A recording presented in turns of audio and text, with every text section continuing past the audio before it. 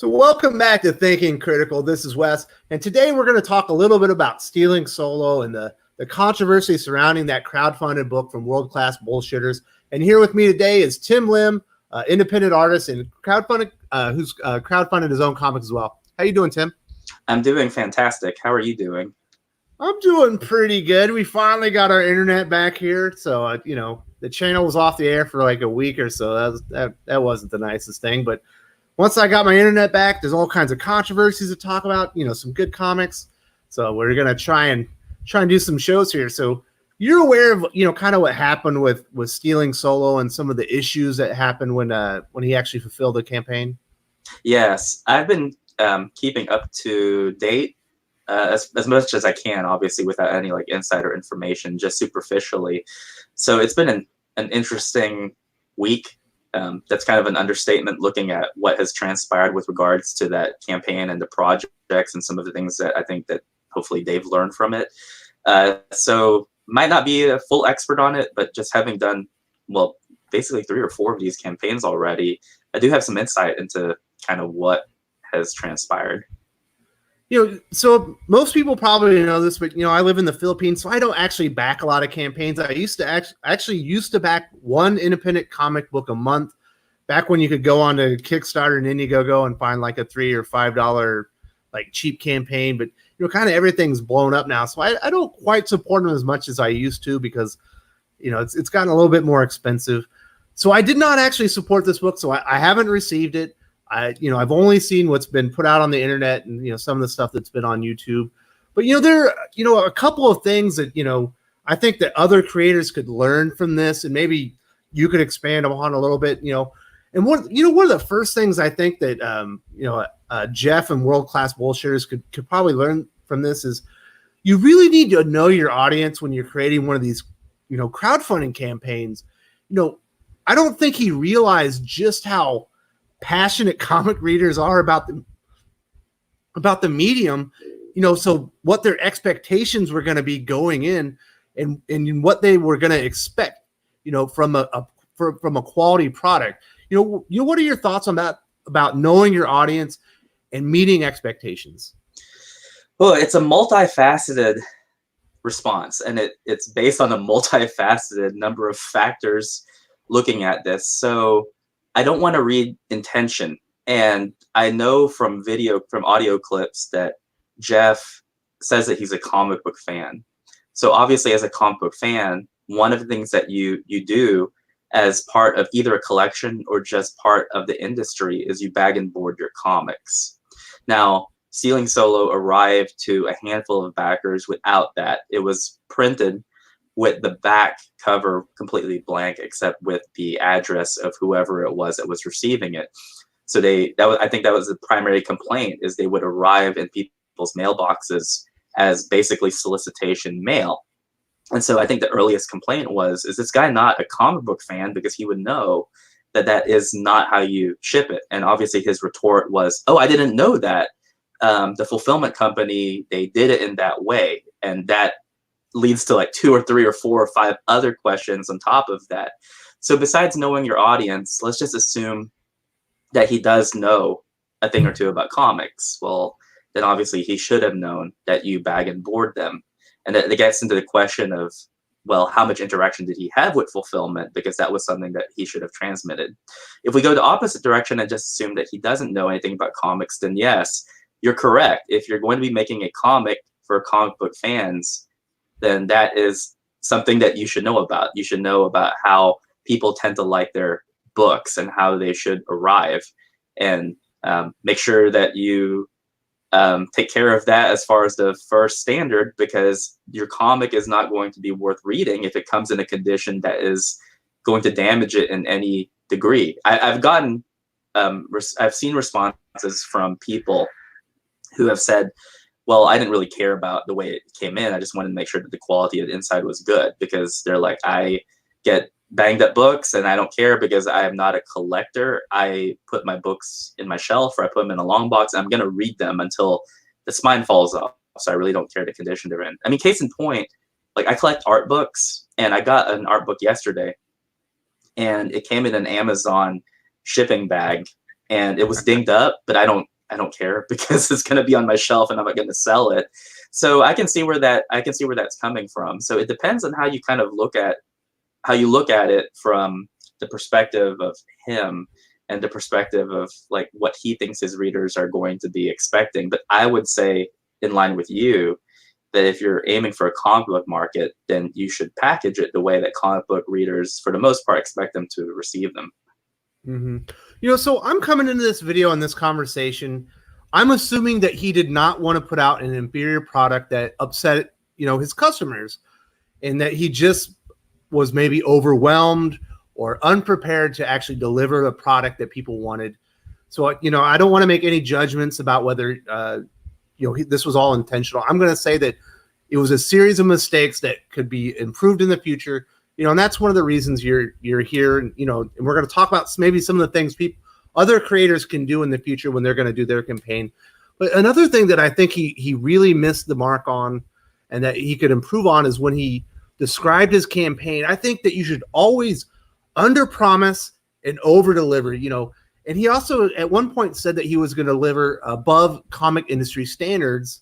I believe it was for the lettering and coloring.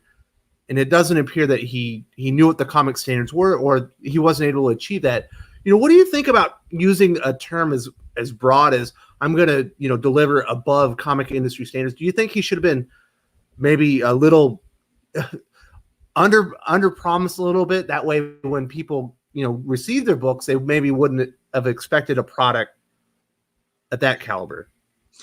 Yeah, and that's tough because it kind of depends on what industry standard we're looking at.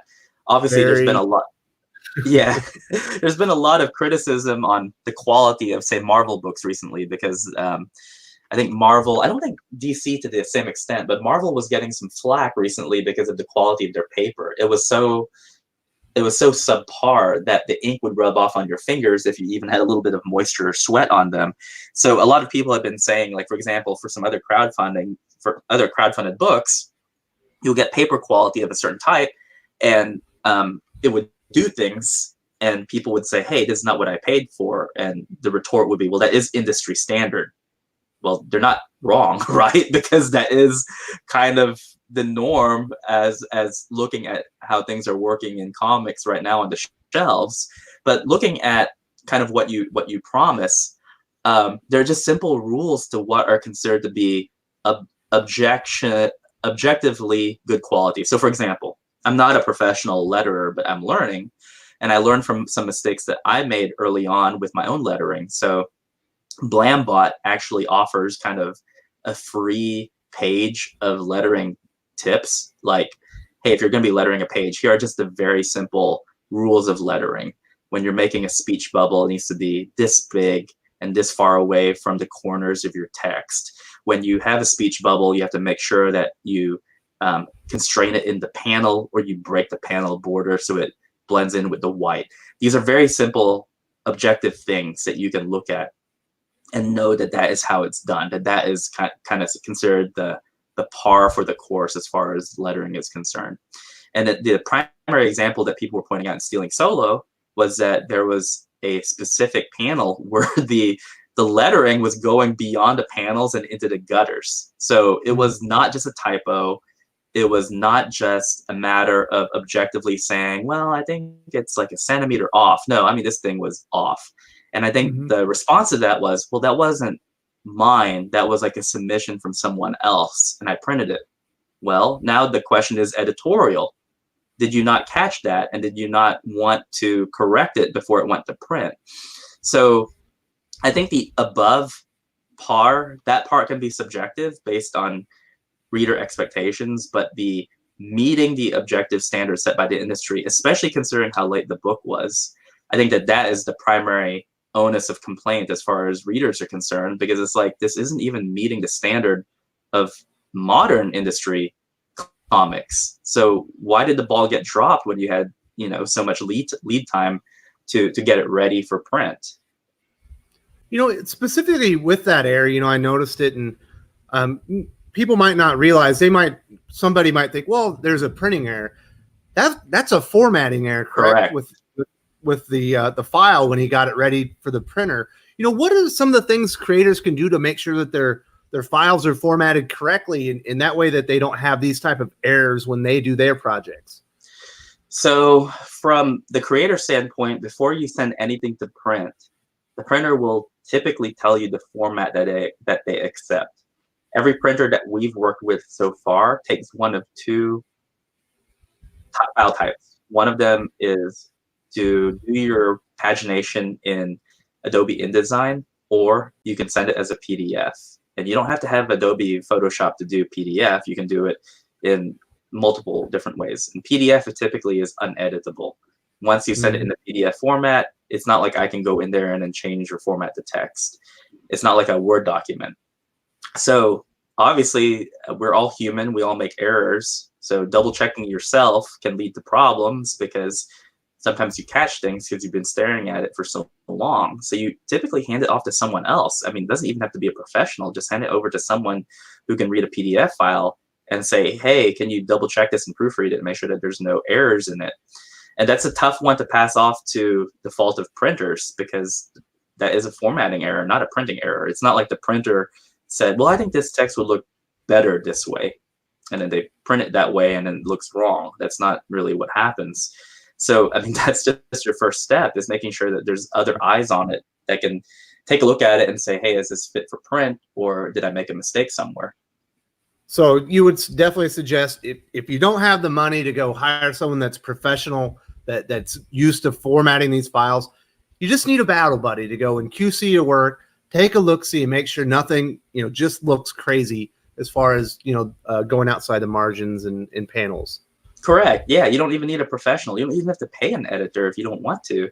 You can just show it to, your dad or whoever can open up an email and take a look at a PDF file and say, hey, just go through it real quick, make sure that there's no typographical or formatting errors. Well, what's a formatting error? Well, my text not running into the gutters. What's the gutters? Just make sure that they're not going off the page or anything like that. Oh, okay. Because, for example, like my wife, she reads my books. She reads some books from other people, and she's not a comic book fan, but she knows that she's literate. She can read. So if she picks up a book and she's reading it, she might not notice things like kerning, for example, which for people listening, kerning is the fancy term for how much space is given between letters. She might not know the appropriate kerning size, because as far as she's concerned, the reader, it's like, well, I was able to read the whole thing straight through without any noticeable problems as far as me being able to scan through the words. So you don't even have to hire a professional editor to just do that. That's just basic proofreading. We talked about some of the damage. I guess the books, a lot of them were delivered without packaging, like packaging material. And, I saw some of them were like bent in half. Some of them had wear and tear. I even saw some weather damage on some of them. What do creators need to keep in mind and need to maybe get in writing from the delivery service to ensure that the product is delivered safely, and what kind of packaging material should they be looking into? Oh my gosh. This is where the headache is. And this is where, when we got to this point, I was like, I am going to sit back and kind of watch what's happening, because I just know from price quoting, there are a lot of questions here. For example, when I was price quoting for printers, one of the things that every single one of them asked me was, do you need fulfillment? Now, for all of them, I said no, because I was going to do fulfillment in another way. And then the next question they asked is, how do you want your books sent to you? Do you want them on pallets? Do you want them shrink wrapped? Do you want them in how many per box do you want us to send to you? That type of thing. And then when I was talking to fulfillment companies, it was the same thing, where it was like, okay, how is it that you want these books shipped to your backers? I mean, it's not one of those things where it's like, no, you send them to us and you give us a spreadsheet and we send them out. That's not how it works. The way it works, they will ask you, okay, so you want these sent to your backers. How do you want them sent? What's the quality of the packaging? Because obviously, depending on how you want them sent is going to determine your overall price. If you want to pay for a fancy box, or if you want like the Doug TenNapel treatment, the gold standard, that's obviously going to cost you more money out of pocket. So there's a lot of control that the person spearheading the fulfillment will have, that you tell the people doing the fulfillment, this is what I want. This is the option that I choose. And that's why a lot of it, again, I don't want to wade into intent, because I think they just put out a video saying that they're going to sue their critics. So, hey, disclaimer, I'm not criticizing. I'm just saying, just from my perspective, what it looks like. We're trying to help other creators here not Right. make the same mistakes. Couple things are, with the formatting of the book itself, the back of the book was printed blank. Now, there's two ways to look at that. Either A, the person who made the book intended for that back cover to be blank so that an address could be stamped on it. But again, I don't want to read into intent. If there was some mishearing of the lingo and communication between the fulfillment and the creator, then maybe the printing company and / fulfillment, because I think they're the same company, maybe they were like, hey, for this option, we can have this cheaper rate. And if you agree to it, we'll go that way. And if he said, okay, then maybe they did add that blank cover on the back. I don't have a copy of it. The way you can tell is if beyond the blank cover, you can tell that there's a back cover that was obviously intended to be the actual back cover, then yes, you can make the argument that that decision was made by fulfillment and printing and not by the creator during the formatting stage.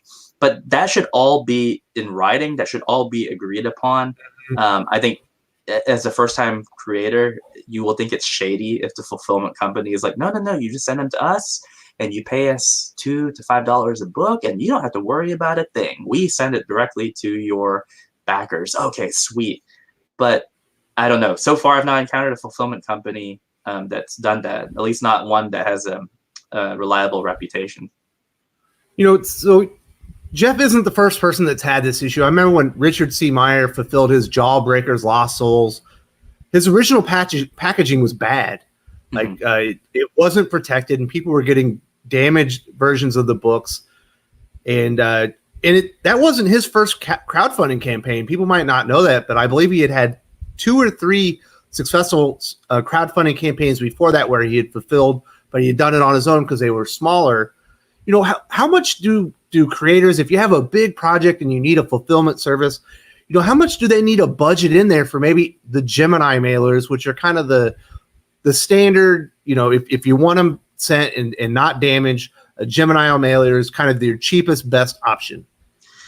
Oh man. So Gemini mailers are the best in terms of, I would say that that's par for the course as far as the industry is concerned. Most of your comic book companies that are established, whenever you order books from them online, they're going to mail you something in a Gemini mailer.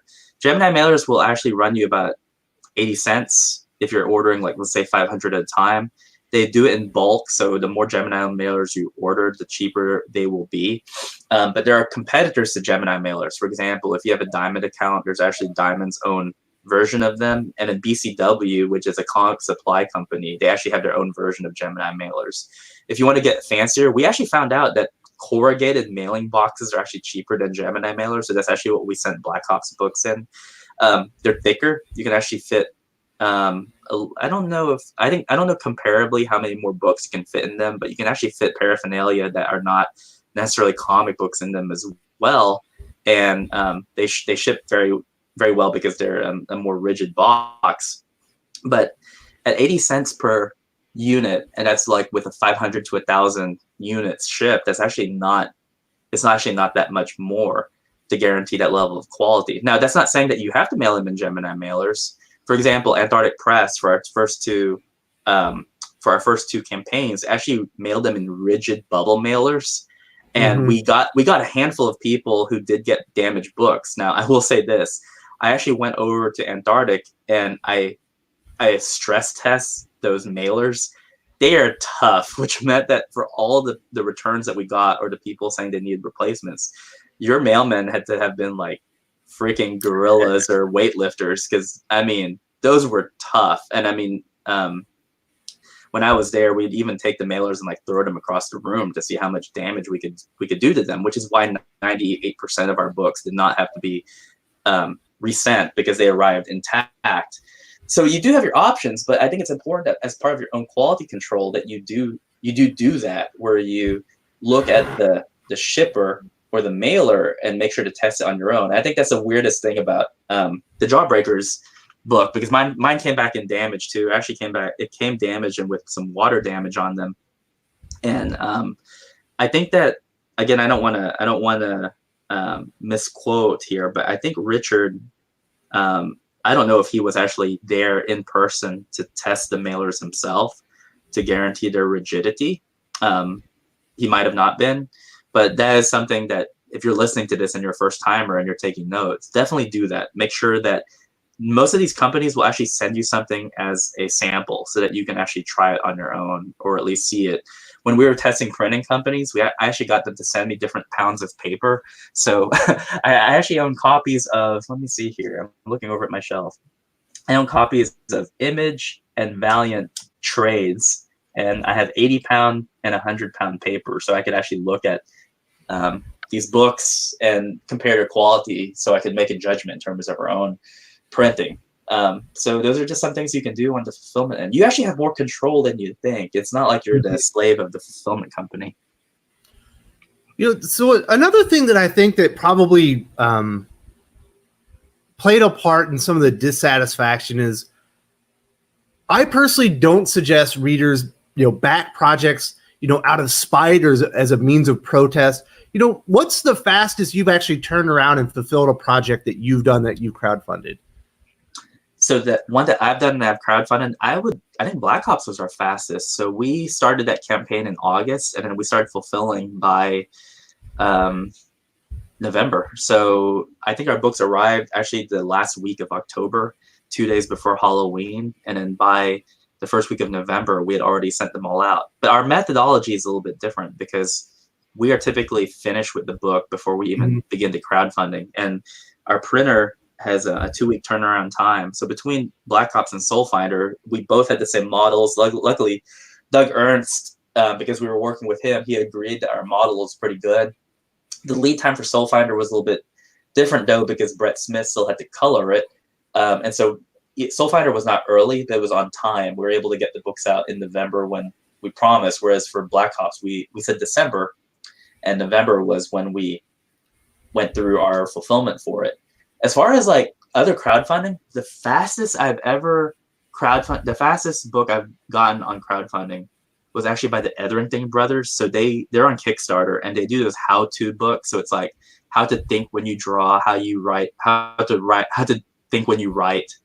And the turnaround time on those was incredible. I mean, I think within 3 or 4 months, I had gotten those books in. And I think it's because it's the same bag where they are finished with their product before they even begin to campaign. And that way they can have a faster turnaround time. They just have to get the numbers in and then pump the books out. So, if you're going to crowdfund a campaign and you have everything done, beforehand and you're really prepared, about 3 months is the fastest you can actually get one of these books out to your customers. And one of the things that, readers need to think of when you're backing a book is a lot of things can happen in 3 months. You can, your feelings can change. And when you get that book that maybe you backed out of spite or as a means of protest, but you didn't really like the art or something, you're going to feel more dissatisfied because you didn't really buy it because you wanted it to be for the quality or anything like that. So, I personally, these books aren't cheap. I would suggest backing, books with themes, genres, creators that you really like, for some of these high-end books. What do you think about that? Yeah, and that's definitely happened to us. I know Mark and I have backed a number of them, and that's what's happened was a lot of them were backed out of a sense of being part of a movement or being part of making a statement. And if you're not going to basically live up to the quality that you set, then obviously the expectations are going to determine your reaction to them. And I think that is another thing that I would say about these books as well. If you're late, lateness is okay. I think that part of living up to a set of principles is obviously don't try to be late. But in the case of many creators, lateness can occur. I mean, we were late on Trump Space Force by a whole month. The books had arrived at the time that I said that they would deliver, but we're waiting on one more thing. But I'm willing to take the responsibility for that because, again, I estimated too close rather than give myself the lead time that I would need in case of a mishap like that. But as long as you're talking to your backers and keeping them up to date and giving an expectation that's realistic, where you're saying, hey, Just to let you know, we're going to be a little bit late. Our artist has 10 more pages to go, and just to show you where the progress is, here's a screenshot of all the pages we have so far. I've blanked out the pertinent boxes so that there's no spoilers or that you can't read it, but here you go. You can actually see progress. When people see the steps of how the sausage is made, so to speak, that assuages them and makes it so that they can trust you, that they know, okay, you might be running a little late, but no harm, no foul. I at least know I'm going to get a product. There's no secrecy. You're not trying to keep anything from me, anything of that nature. And so that's fine. But I mean, getting a product in that is not only running late, but not living up to that standards, I mean, it can really sour you. The other thing too is this: do not attack your customers. If you're running late and people are mad at you, like legitimately mad, you cannot get mad at them in return. I am sorry. I know there's gonna be a lot of people who disagree with me on that. It's absolutely true. I've had people who are mad at me for one reason or the other. For example, for Black Ops, we had a printing error out of 500 books. 10 of them were misprinted. And I had like 1 or 2 people who were really mad about that because they thought that all the books came out like that. They didn't realize that they were 1 of the 10. Mm-hmm. And if I had gone on social media and blasted them for some of the comments they might have made to me in private, that would have not been professional because 1, it was a misunderstanding. And 2, I think that maybe they were soured on other people kind of having that same mentality that they probably thought, well, I know the treatment I'm going to get. I'm going to mail this guy and he's going to be mean to me too. And I just said, no, absolutely not. I have the copies right here, the replacements. Just give me your ID number and I'll send you a copy right out to you in no time. And I sent them out to them within 5 days of me sending them. They received them. But don't be rude to your customers. Like, holy cow, especially if you espouse principles where it's like, no, we're going to do things differently than the industry. We're going to have this standard of professionalism, this standard of book. And because I know that these people are on social media all the time, bad-mouthing their customers, we're not going to do that. And then like, you do the same thing? No, don't do that. That makes you look like a hypocrite. Is that something else people need to keep in mind? Mistakes are going to happen. There's going to be some printing errors. People are not going to receive the book that they ordered. You can't just order the amount that you need, right? You need to have some, like, what percentage would you say that you need to overproduce so that you can fill in the blanks and get the right product out to the people that may have got a misprinted comic book or a lost comic book? So I have been told that it's 3%. So believe it or not, it's really that low. Assuming that you have a good print run, that the majority of your books are going to be print ready, and assuming the mistakes that all happen with the mail service system, 3%. And I know that sounds really low. I go 10% because that's how much of an overage I typically will keep. And I'm a little bit different though, because we do conventions and I like to sell books at conventions. So I'll order 10% and then typically end up plus either 100 to 250 extra copies for that purpose. Doug Ernst actually ordered 1,000 extra copies. So he definitely went above and beyond to make sure that he was protected.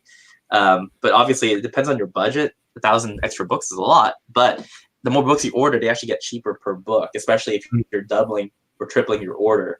So 3%, if you want to be the average level of certainty, and if you want to be like me, 10% to make sure that you can cover your bases. So would as an independent creator, you're trying to get your name out there, and you're probably trying to secure new deals, future projects. Should you be showing up to conventions empty-handed, or should you have some product on you? You should always have product on you. I will say that my first mistake that I made doing my first convention. So I got invited to a convention in 2009, and it was the first one I'd been invited to as a guest. And I was talking to the showrunner, and I said, I've never done one of these before. What do I bring with me? And he said, oh, you can bring yourself. Bring whatever you want. If you want to sell something, you can sell it. But you're the guest, man. And I don't know why I said this, because I hadn't done a convention since, oh my gosh. I'd never been a guest at a convention, much less been to one since like 1996. And so I said, can I just bring myself? And they said, yeah, sure, just bring yourself. And that was a huge mistake, because then you didn't have a sign or nothing? No, nothing. Because I was just like, yeah. And I was like, I don't know if people even know who I am. I mean, I'm flattered to be here, but I honestly don't know what I'm supposed to be doing. And so that being my first convention, that was like a huge mistake. I always tell people, especially like writers, being a writer at a convention is tough because oftentimes writers will be overlooked simply because it takes longer to look through a script than it does to look at a work of art. So I encourage writers, especially if you have published work, to make sure to sell that and bring it at shows so that you can talk about it. So if you're going to be doing a convention, if you're trying to get your name out there and market yourself, conventions are good. Now, they're expensive for sure, but I think it depends on how much you trust your quality of work. If you're at, don't really do a convention unless you believe that the body of work you have to show is something that you feel like is market ready. If you feel like you're still a little bit rusty, and we all feel like that at times, but there should be a part of you that kind of intuitively knows, okay, I know I can pay like $100 a table, and I'm pretty sure I can actually pay for that table with whatever I make off this show. Then I think you're ready to go. So if I were wanting to self-publish a book, maybe put it out on Amazon, stuff like that, I would go to David V. Stewart's YouTube channel because I know he has a lot of tutorials on stuff like that. You provided a lot of really good information today, a lot of tips for aspiring creators. Are there any resources for, independent comic creators who want to crowdfund that they should go and check out so they can be prepared for production and delivery when their crowdfunding campaign is fulfilled and it's time to go live and fulfill all that stuff? Is there a go-to resources or a few that you would recommend people to go check out? I would check out the campaigns of people who have already done it successfully on multiple occasions. So, for example, Brian Polito with his Lady Death comics, and he runs Coffin Comics. So he has a full fulfillment company just devoted to his product. Look at how he's run his previous campaigns. Look at his stretch goals. Look at Doug TeNapel, because he's done a lot over the last few years, both on Kickstarter and Indiegogo, that have been successful. And I don't mean to copy their model, because they're in a very different position. They have campaigns that are going to make a lot of money, which means that they can afford higher stretch goals. But this is an overall template of how to pattern yourself. Looking at their maybe lower 3 tiers for their backers is a very good place to start, because you can look at some of the ideas that you have and then you can price them. So, for example, if they have as their lowest goal, a digital copy plus a comic plus a sketch card, you can start doing the homework where it's like, okay, well, how do you get that digital copy out? Well, there's YouTube resources where you can look and they'll tell you, you're going to get a spreadsheet, and then you upload your file onto WeTransfer or on Dropbox, and then you just import all of the email addresses, and then you just mail them the PDF. That's how you do it. Trading cards, you can go online and look up how to get custom trading cards printed. And so you can already start doing the legwork and the homework. But the most important thing is to budget. You should know already before you even launch the campaign. You should know who you're printing with, or at least have a quote.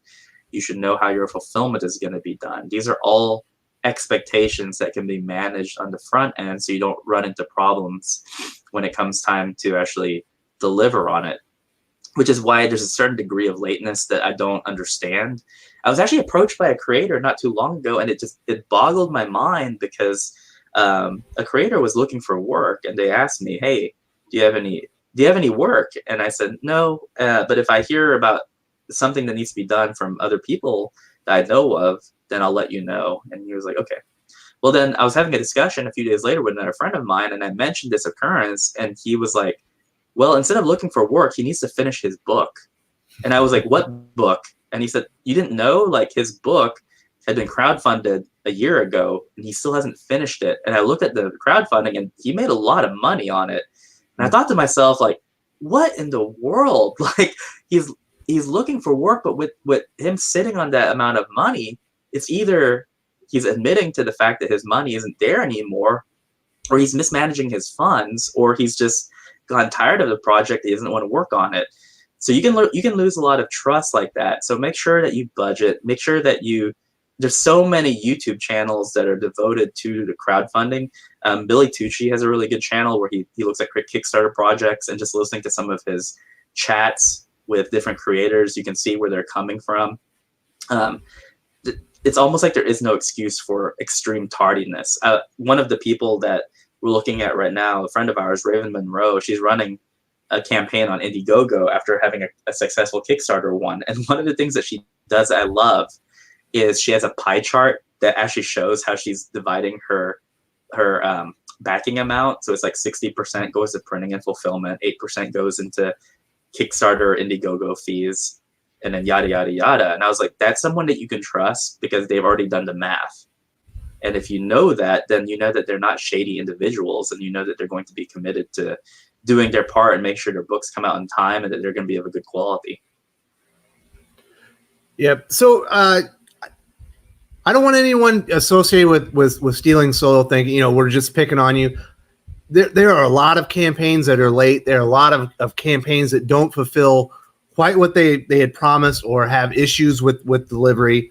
This is just a big example it's kind of been out there, and I thought it would be a good time to bring in Tim, who's successfully fulfilled 3 campaigns. Is it 4 now? Are you counting Soul Finder, or is that Doug's project?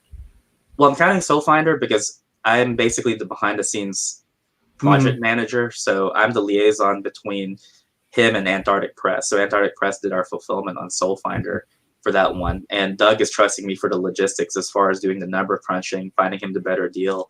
So we actually had a quote for Soul Finder for printing right before we even started, and then probably halfway through the campaign, or at least towards the end, I got approached by a better offer, and so we were actually able to change our printing on the dime and go with someone who was more local, printing in the United States with a faster turnaround time and for a better price.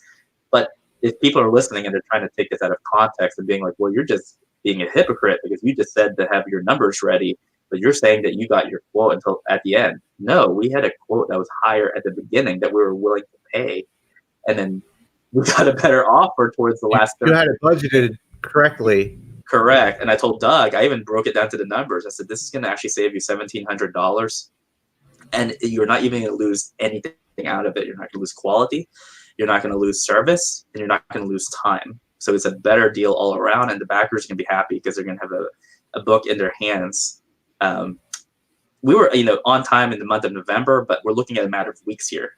A late November fulfillment versus an early November fulfillment. So we were able to hash all of that out. But yeah, looking at, let's see, we had Walmart, we had Black Ops, we had Trump Space Force, and we had Soul Finder. So yeah, that makes 4 campaigns. Yeah. So, you're a terrific resource, and I really wanted to get your thoughts on this. And, other creators are going to have these issues, and I thought this would be a good way to put it out there, the way we can learn from some of these issues, and people don't have to repeat, some of the mistakes that other people are making. I do feel bad for Jeff. I don't think that this was his intention. I don't think he wanted to rip anybody off. I think he truly wanted to probably put out the best product that he could. He just wasn't aware of all of his options and probably not completely prepared. And, and some mistakes were made. So hopefully he learns from it if he does another campaign and he gets it. He fulfills it even better next time. But Tim, I want to say thank you very much, for all your input and for all the tips out there for aspiring creators. And thank you very much, buddy. Absolutely, my pleasure. And a real quick note, so kind of a happy ending to all of this, at least, is that I did see that an update that he gave was that apparently they're just going to go back to print starting next year at no extra cost to backers, where they're just going to reprint the book as it should be, repackage it, and send them even to people who had received copies of it already. That is good. As far as that is a professional thing to do. As far as your options are concerned, that is making it right. So we'll just have to wait and see how that transpires. But I think that if that was one of those things where if they had come to me for advice, that would have been the advice I gave them, where it's like, just go back to print. And if you have to eat it out of pocket, eat it out of pocket. There's times that we've had to do that too. I had to do that with patch fulfillment, and for Black Ops 2.